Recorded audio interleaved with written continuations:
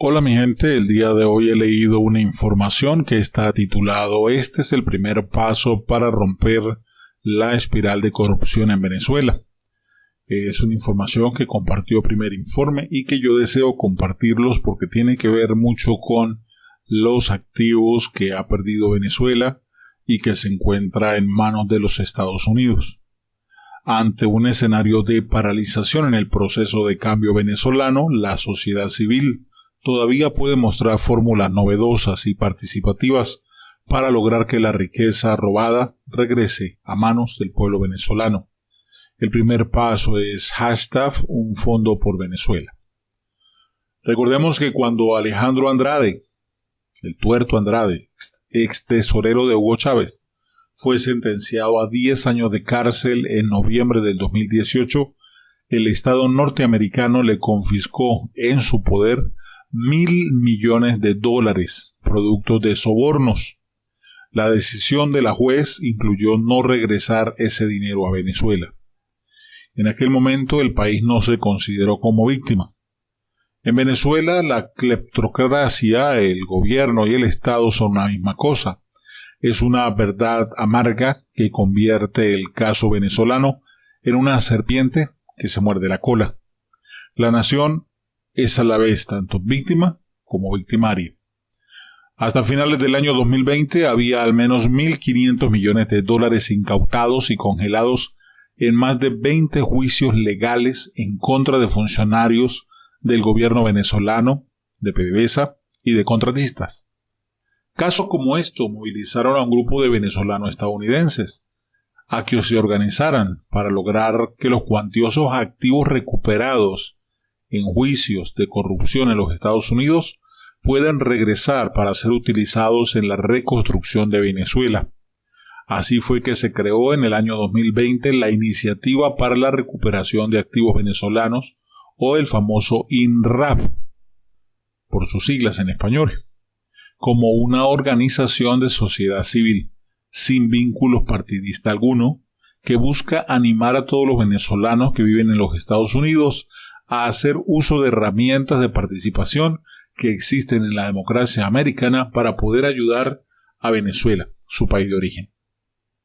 Como primera gran propuesta ciudadana, este 15 de marzo se da inicio a una campaña que se llama #un fondo por Venezuela, que busca activar a todos los venezolanos estadounidenses en los Estados Unidos para que ellos les soliciten a legisladores, congresistas y senadores que pasen una ley que proteja el dinero recuperado en juicios de corrupción en este país en un fondo especial.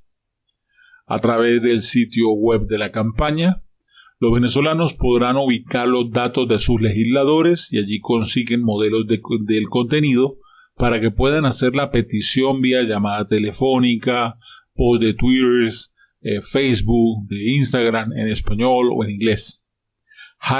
#un fondo por Venezuela busca que este dinero se encuentre protegido de los acreedores y de otros usos en un fondo manejado por el Estado americano que habilite su retorno expedito cuando las condiciones de transparencia y rendición de cuentas así lo permitan. Hay experiencias de donde extraer lecciones para diseñar un fondo que funcione, incluso en el escenario en el que no haya cambio democrático en Venezuela. Nigeria, Angola, Kazajistán han recuperado dinero bajo la condición de que sea administrado por entes auditables en proyectos de desarrollo social o infraestructura o con supervisión internacional. Dos circunstancias hacen que esta sea un buen momento para comenzar esta iniciativa.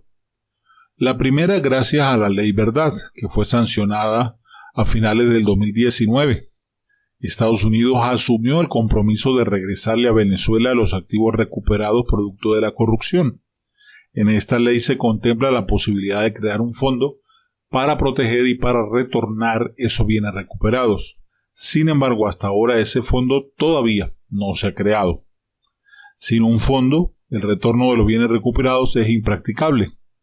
El proceso para terminar la espiral de corrupción en Venezuela es muy lento, es costoso y requiere de una dedicación intensiva. Venezuela no tiene instituciones, recursos ni tiempo para acometer semejante empresa.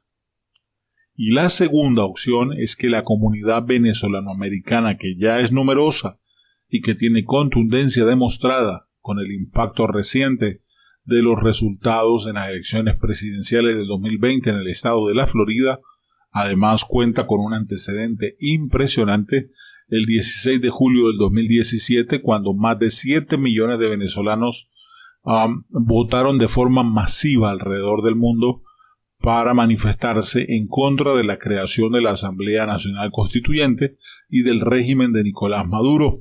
En el sur de la Florida no quedó duda. Más de 100.000 venezolanos dijeron que no.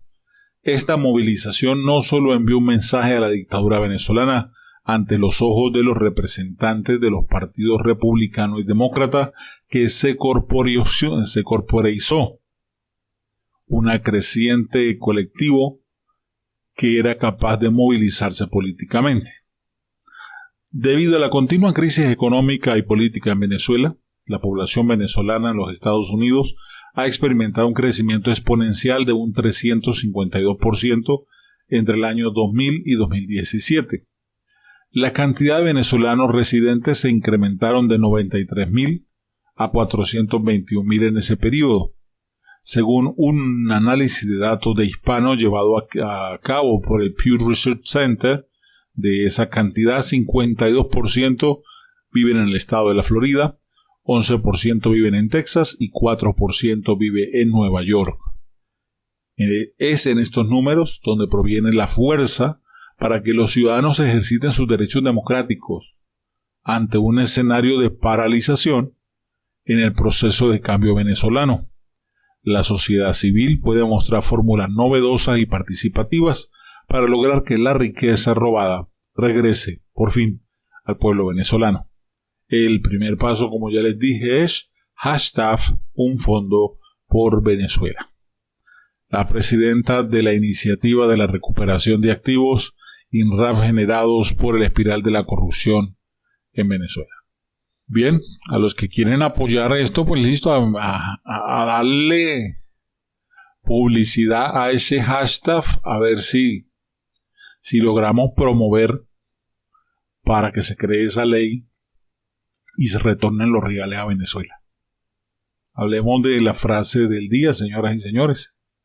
Esa frase tan interesante dice: el hombre se descubre cuando se mide con un obstáculo. Sí, señoras y señores, el hombre se descubre cuando logra medirse con un obstáculo. Así que yo les recomiendo que se midan, que cada persona tenga esa capacidad de ver los obstáculos y hacia dónde pueden llegar. Bien, si no te has suscrito al canal, suscríbete. Un abrazo rompecostillas, se les quiere mucho, 1000 bendiciones.